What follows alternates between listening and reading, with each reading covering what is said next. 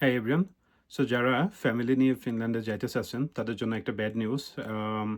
So bad নিউজটা আসলে কি সেটা শুরু থেকে শেষ পর্যন্ত ভিডিওটা দেখলে বুঝতে পারবেন এবং অবভিয়াসলি এটা ইম্পর্টেন্ট কারণ আপনি যদি এটা গুরুত্ব সহকারে না দেখেন তাহলে দেখা যাবে যে আপনি মানে মেইন অ্যাপ্লিক্যান্ট এবং ফ্যামিলি মেম্বার্স যদি একসাথে এম্বাসি ফেস করতে যান তখন হয়তো আপনাদেরকে ফেরত আসতে হইতে পারে।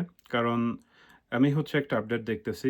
১৪ ঘন্টা আগের আপডেট এটা। মিগ্রি থেকে দিয়েছে। মানে যারা আসলে আপনার এই রেসিডেন্স পারমিটটা প্রসেসিং করে তাদের থেকে এই আপডেটটা। সেটা হচ্ছে পার্টিকুলারলি ফ্যামিলি মেম্বার্সদের জন্য। সো আমি হচ্ছে হুবহু ওরা ইংলিশে যেটা বলছে ওটা বাংলায় আপনাদের সাথে এক্সপ্লেইন করার ট্রাই করতেছি।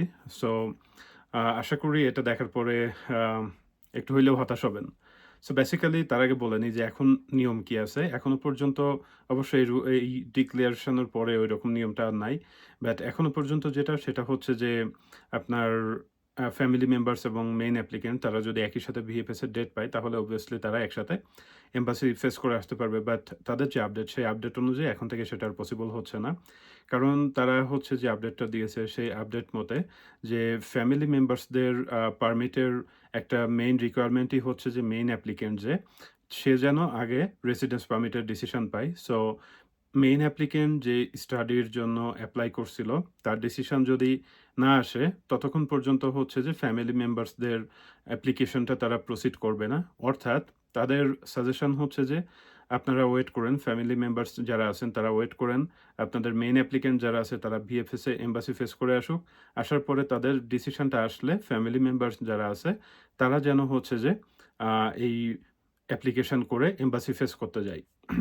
দ্বিতীয় যে পয়েন্টটা তারা বলছে, সেটা হচ্ছে যে এখন থেকে তারা পার্টিকুলারলি স্টাডি পারমিটের জন্য যারা অ্যাপ্লিকেশন করবে, তাদের অ্যাপ্লিকেশনগুলা গুরুত্ব সহকারে দেখা হবে।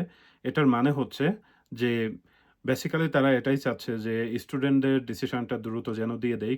তাহলে যেন তারা টাইমলি হচ্ছে ফিনল্যান্ডে যেয়ে তাদের ক্লাস শুরু করতে পারে। তারা এটাও বলে দিচ্ছে, এটার মানে যেহেতু তারা স্টুডেন্টদের ডিসিশনটাকে প্রায়োরিটি হিসাবে নিয়েছে, এইজন্য তারা এটা সাজেস্ট করতেছে দ্যাট মিনস যে এখন থেকে স্টুডেন্ট এবং ফ্যামিলি মেম্বার্সরা একসাথে হচ্ছে যে ভিএফএস এ যেয়ে তাদের আ এ মানে ভিএফএস ফেস করতে পারবে না। অবশ্যই আগে স্টুডেন্ট যাবে, তারপরে হচ্ছে ফ্যামিলি মেম্বার্স যাবে। বিষয়টা এরকম। এবং তারা এটাও সাজেস্ট করতেছে যে ফ্যামিলি মেম্বার্সদের ভিএফএস এর অ্যাপয়েন্টমেন্ট যেন বিফোর জুন অথবা আফটার জুলাই যেকোনো এক সময় হচ্ছে যে নেই, জুনে না নেওয়ার জন্য সাজেস্ট করতেছে। এই হচ্ছে ওভারঅল আপডেট। সো আমি জানি এটা অনেকের জন্য ডিভাস্টেটিং হইতে যাচ্ছে। কারণ অনেকেই অলরেডি ভিএফএস এ অ্যাপয়েন্টমেন্ট নিয়ে ফেলছেন এবং ফ্যামিলি মেম্বার সহকারে ডেটও পেয়ে গেছেন।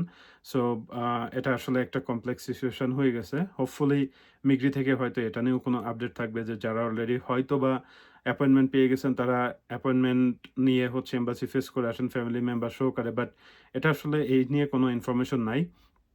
আমি হচ্ছে ভিডিও ডেসক্রিপশন বক্সে এই লিঙ্কটা অ্যাটাচ করে দিব। আপনারা চাইলে এটা পড়ে নিতে পারেন যে ওইখানে আসলে এক্সাক্টলি কি বলছে। আমি যেটা বলছি ওটা রাইট কিনা। সো আপনাদের যদি কোনো প্রশ্ন থাকে অবশ্যই কমেন্টে জানাবেন। আমি হচ্ছে যে ক্লারিফাই করার ট্রাই করব।